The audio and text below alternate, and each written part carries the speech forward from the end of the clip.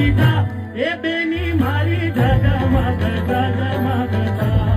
એ ધ્રુવીન ભાઈ જગમગ અરે કિંજલ દવેની હગાઈ થઈ ગઈ, આ શું સાચી વાત છે?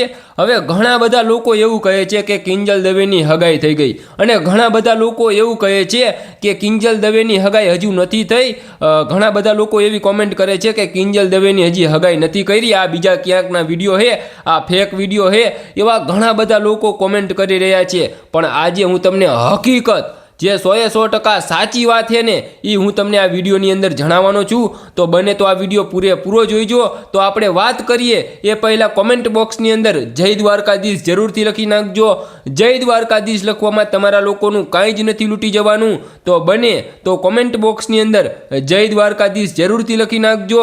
તો આપણે આજના વિડીયોની શરૂઆત કરીએ. તો ઘણા બધા લોકો એવું કહેતા હતા કે આ જે વિડીયો છે એ કિંજલ દવેની હગાઈ થઈ એના વિડીયો છે, કિંજલ દવેની હગાઈ થઈ ગઈ છે. હા, તો એ 100% સાચી વાત છે.